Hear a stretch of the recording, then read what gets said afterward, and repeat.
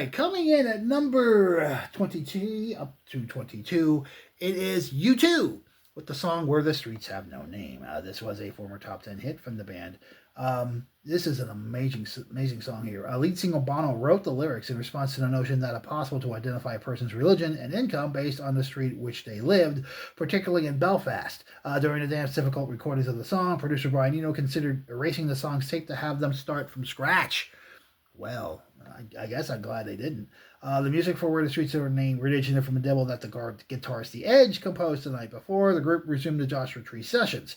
In an upstairs room in Meadowbeck House, their newly purchased home, they used a 4-track tape machine to record an arrangement on keyboards, bass guitar, and a drum machine. Realizing that the album sessions were approaching the end and that the band were short on exceptional live songs, he wanted to conjure up the ultimate U2 live song, so he imagined what would it be like to hear a future U2 show if he was a fan.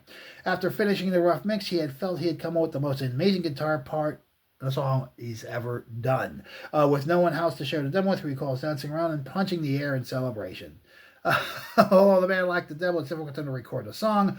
Basses and Cleveland at the time, it sounded like a foreign language, whereas now we understand how it works. This is just an amazing song. Now, the composition of the song, the whole band wrote it, so there you go. The lyrics were a story based on Bono heard about Belfast and Northern Ireland, where persons were just, we covered that.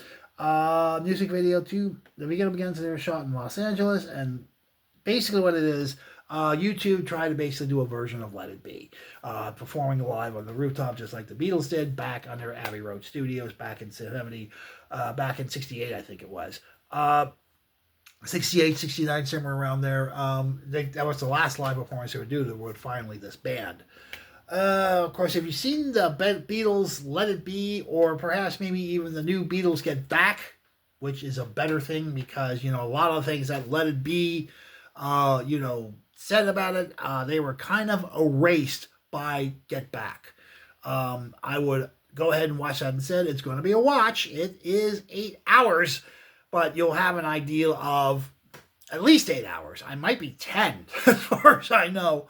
I no longer have Disney Plus, so I can't check. But anyway, it is an amazing song. And this is a great music video for what they tried to do with it anyway. Here is Where the Streets Have No Name from U2, up from 23 to 22.